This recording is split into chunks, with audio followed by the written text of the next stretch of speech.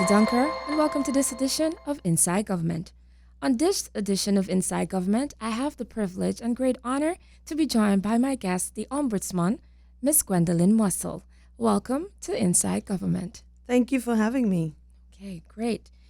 As my guest here today, I would like you to elaborate as to your bio, a bit about yourself prior to gaining the title and the position of Ombudsman.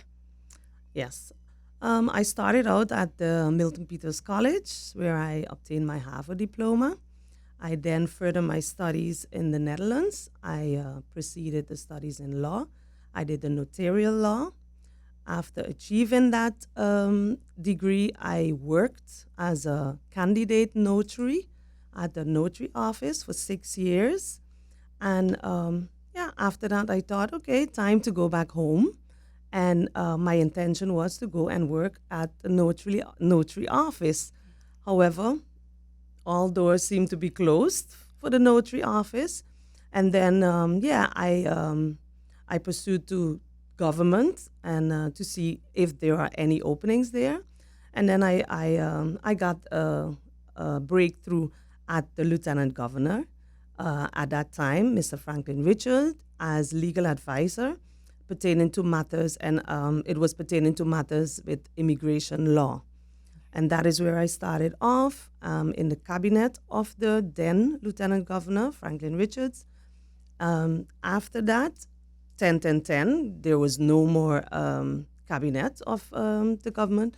And then it was the Ministry of Justice that came about. And I went to work at the Immigration Department. I was the acting head to the residence and admittance department, and also functioned as legal advisor and a policy coordinator. And that was until 2015, when I then took on the new challenge as legal advisor to the Ombudsman, and where I worked together with the former Ombudsman, Dr. Nilda Arduin. And in 2017, I was appointed as a substitute Ombudsman. And in 2018, I was appointed by Parliament as the Ombudsman as per the 1st of January 2019. And I was sworn in December of 2018. All right. And congratulations, by the way. Thank you. Being now that you are the head, right, and appointed ombudsman over at the Bureau, the challenges that you have seen throughout the years of experience working within the department prior to gaining the title. Yes, so it is good that I came from the civil service. You know the operations of government, you know how they work, you know how they think, you know how they operate. So it was very good to look at it from the other side, from the other perspective, which is as the Ombudsman has an investigative role.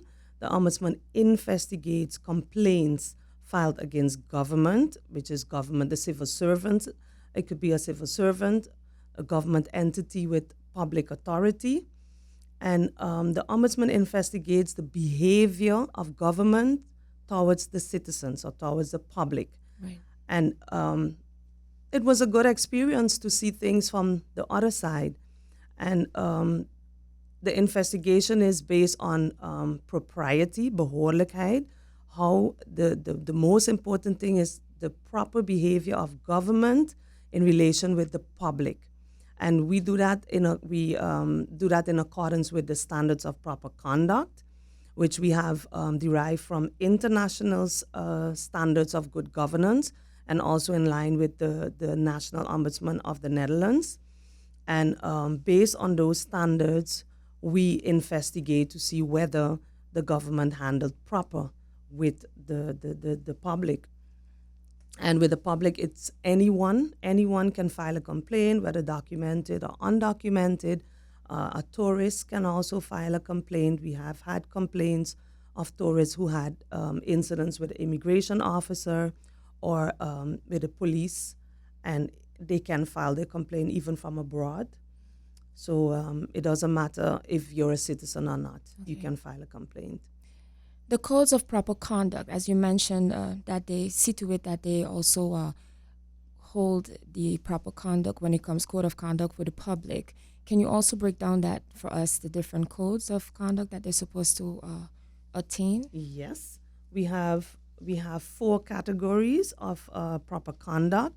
You have the fundamental rights, you have substantive propriety, procedural propriety, and administrative accuracy. With administrative accuracy is actually what we mostly deal with is promptness in answering complaints, answering a request from government, adequate organization of services, that the organization functions the way that it should, that you can give an answer on time, Right. within the proper timeline, according to the law. Um, you have correct treatment, that you treat the person politely and correctly. Yeah, that you have professional in a professional manner, professionalism, and cooperation between departments is very important. That is something that is, still lacking, very much so, and that is also a cause whereby people are sent, to this ministry or to that ministry, while the ministry where you have filed your complaint, for instance, let's say the Ministry of Facilities, they have to do a payment to you and they have not done so.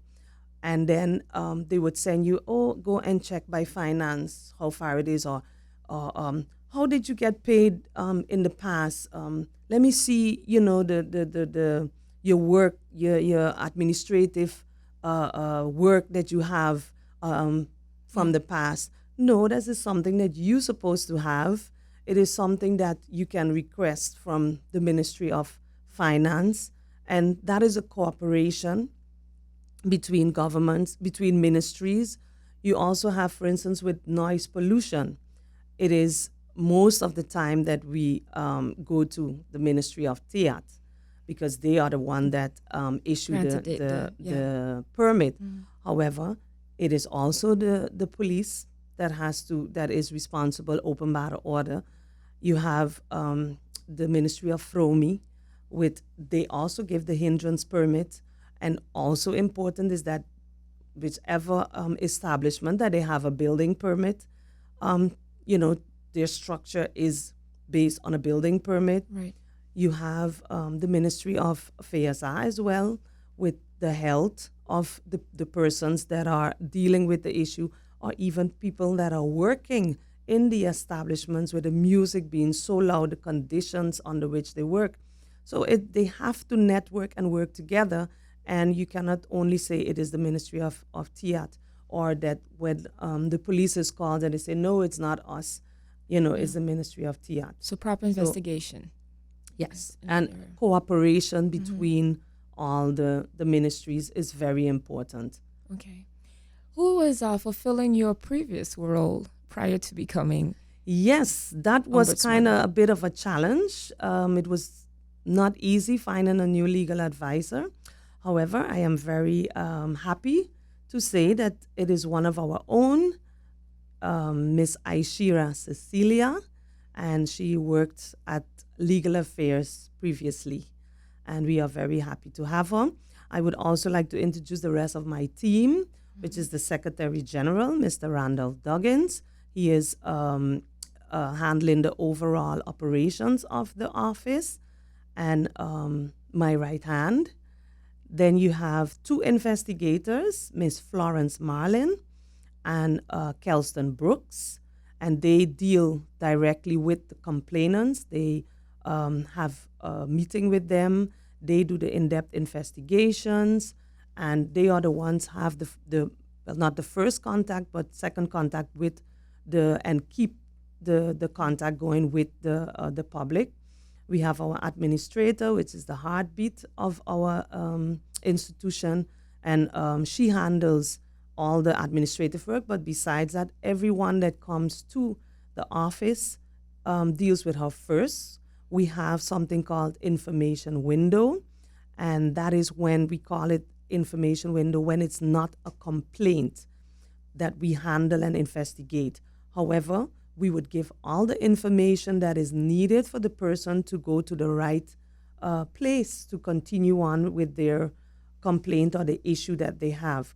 Or sometimes it is not ready for investigation because before you file a complaint at the ombudsman, you have to first inform the government, the civil servant, or whomever you have the complaint with. You have to first inform them in writing of your complaint. And sometimes, persons haven't done that. That is something that a lot of people struggle with. And when they hear, hey, you have to first put it in writing, it's, a bit of an obstacle for them. But we explain. We also have a letter format which we can help them to, make it Formulate of the easier to letter. formulate their complaint. And those persons, then we would tell them, file your write your letter, have it stamped, dated for receipt at the pertinent department. Give them 30 days to respond to your letter. If it is pertaining to a request for a permit, then it is based on the time frame in the law, for instance, 6 weeks. By the tax department, it's 9 months.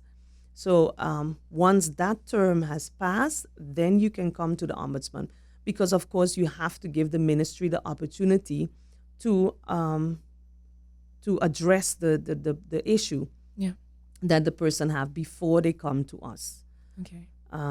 Then we have, and that is what our administrator does at the first, The info desk. the info desk in front, and then the legal advisor, of course. She gives legal advice on different matters pertaining to the office or issues of general concern. She does, the searching out and comes up with, how to move or, which law we have to use in certain cases. All right. Some of the areas of complaints when persons will come to visit or inquire over at the ombudsman. Yeah. Complaint issue would be work-related. We have a lot of complaints. Well, work-related, we investigate concerns against government, complaints against government.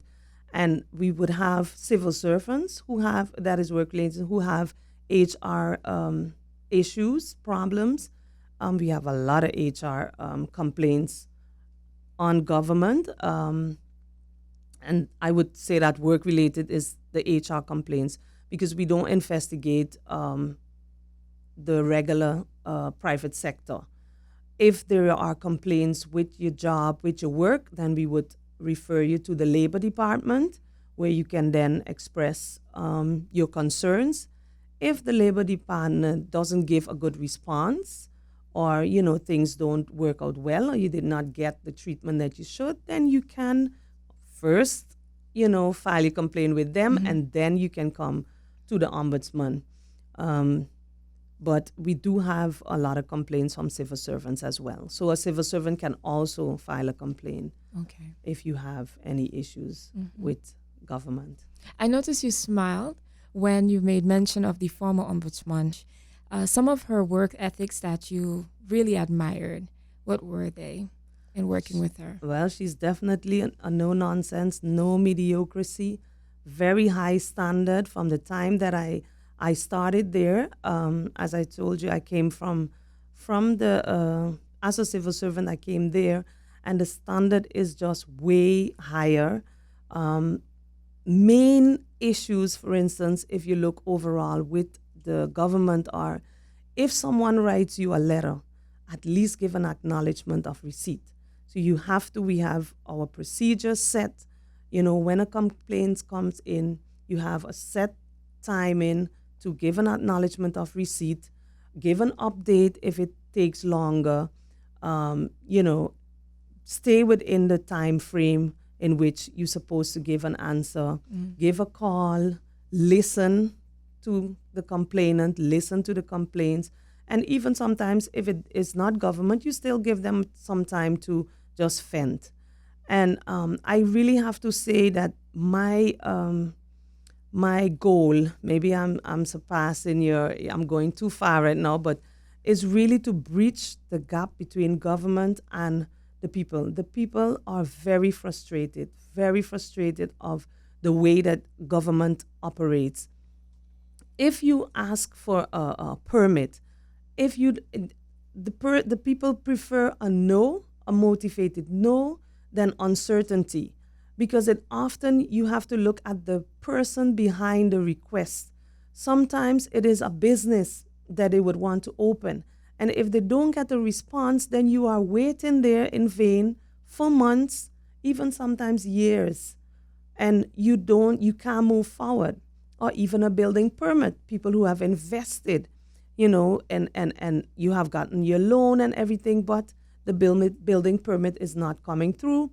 Or even if you filed an objection to a decision that was taken by government, you file an objection and then you don't get a response, so you're just stuck Yeah. there.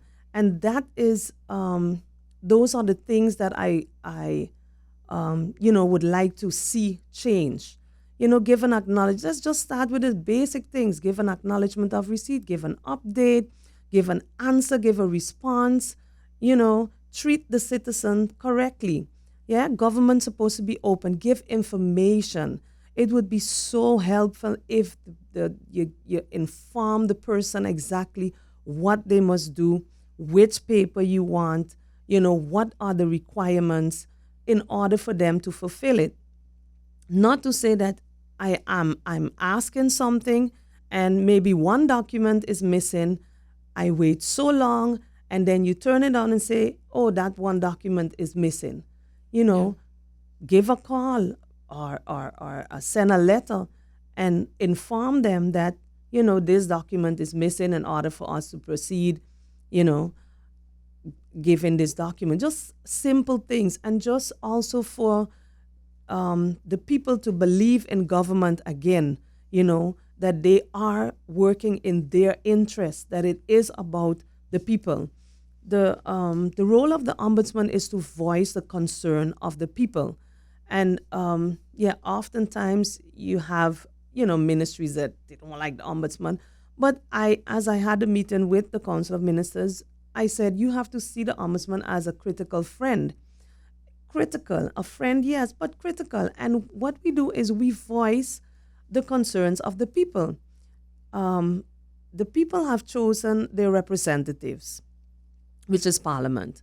Parliament appoints their executives, which are the ministers, to handle the affairs of the people.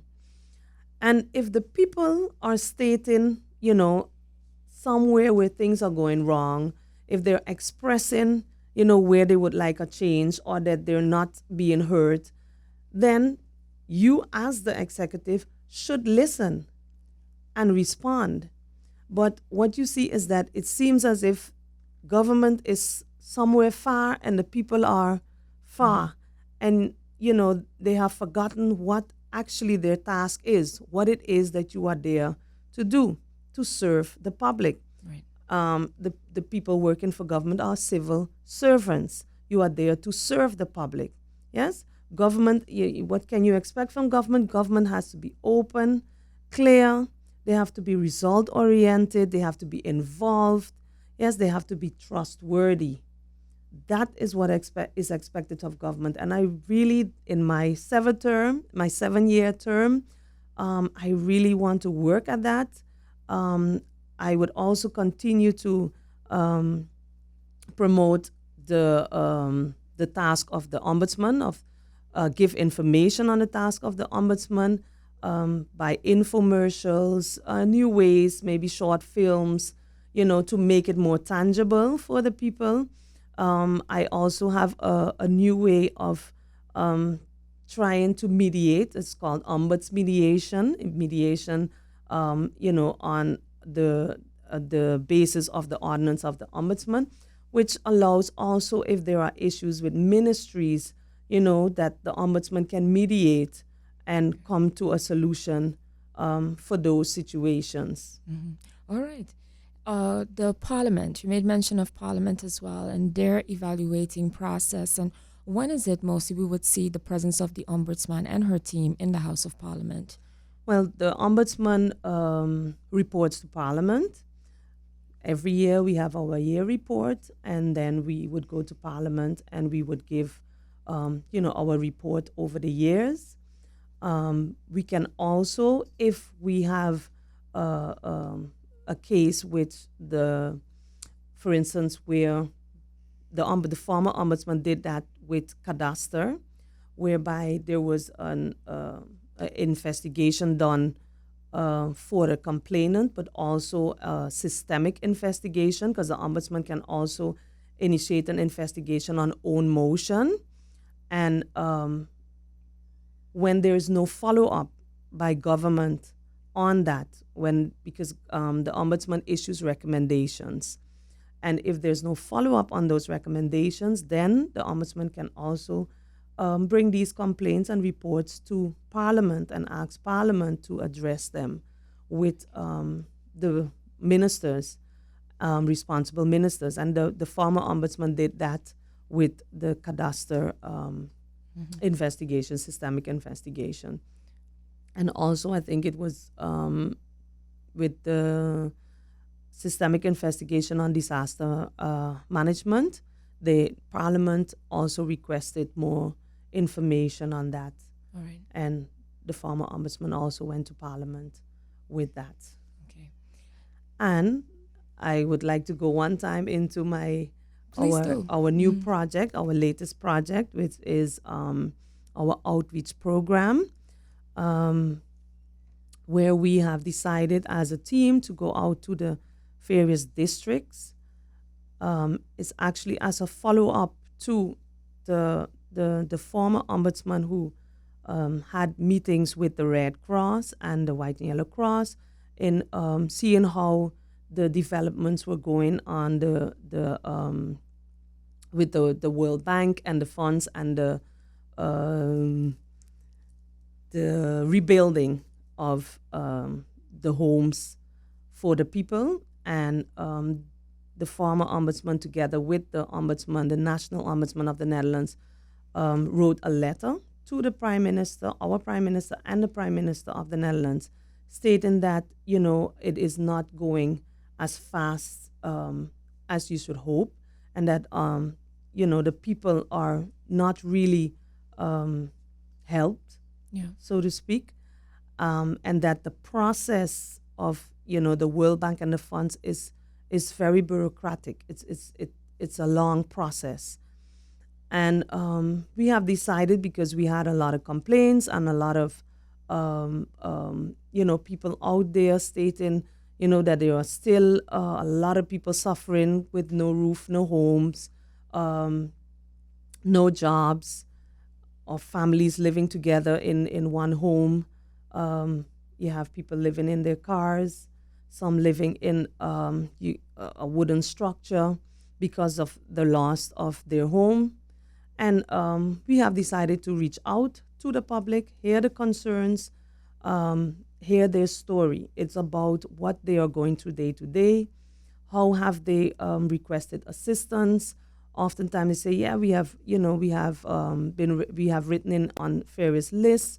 We have been approached by different NGOs, but until now, nothing has happened. We are 2 years further, and we are actually just hearing their stories and want to know where it went wrong, what went wrong, where are the bottlenecks in the whole social system, especially, and we will make a report of document the stories and make a report for Parliament, and we will also give it to the COM with our findings and the bottlenecks. It will be an anonymous report. Right now, we are in the stage of the interviews. So we started out with first going out to the various districts. We reached out to the community councils, where we held meetings to explain our project and asking, persons to come out and give their experience, their stories, what they are going through day to day. You have people really, literally still living in a home, leaking, tarp on their roof, mold in their home, children getting sick. We approached those persons to tell their stories, and after that we interview them as a team. the ombudsman, or we go as 2 by 2 and have our interview. Once we have documented that, which is the stage that we are in now, then we will be making up our report, which we hope that will come out in August, on the end of August. I was just about to ask you the presenting that timeline. to Parliament. Yes, with, of course, a call for action. Okay. And you said the project that you're currently working on right now at this moment is going from door to door and actually meeting with persons and then documenting it, and you will hand it over to the Council of Ministers? No, we will hand it to Parliament because Yeah. we report to Parliament, and then we will give a copy to the Council of Ministers. Okay. But we will first hand it over to Parliament. All right. Yes. And the results of that you hope to gain from them would be? Well, that we could analyze and see, because it has to do with the social system, social structure, whereby especially senior citizens suffer the most. But you also have, for instance, and also the time of what went wrong. Because if you have been on a list, promises have been made, and you have been on a list we are almost 2 years further, but nothing has happened, or a few homes have been repaired, but not much. Well, this is something that we are still figuring out. What went wrong? Where are the bottlenecks? What is the problem with maybe by social affairs? We have heard people that have great problems in getting understand or, getting help, assistance. The treatment was not nice. Behavior of the civil servants towards persons. There are a lot of persons who have a lot of pride to come in. You have those that took the chance to still come in, but the way they were treated, they said they would never go back there, to request any assistance from government. And those are the things that we are also that we are looking into. As I said, it is the Ombudsman investigates the behavior of government towards the citizens and whether it was proper or not. We've come to the end of this interview, unfortunately. Ms. Gwendolyn Mussel, Ombudsman, thank you very, very much for being a part here of this interview on Inside Government, and I wish you much success on behalf of the team and myself. Thank you. It was a pleasure, and I hope you will have me again because I have so much more to share. And we will extend that invitation once more. To our radio listeners and television viewers, we'd like to thank you very much for tuning in and being a part of this edition of Inside Government. If you have missed this edition of Inside Government, please be sure to tune in or visit our official government website, which is at stmartengov.org, or also tune in right here to St. Martin Gov Radio 107.9 FM for rebroadcast. On behalf of our team here at the Department of Communication, I'd like to thank you very much for tuning in.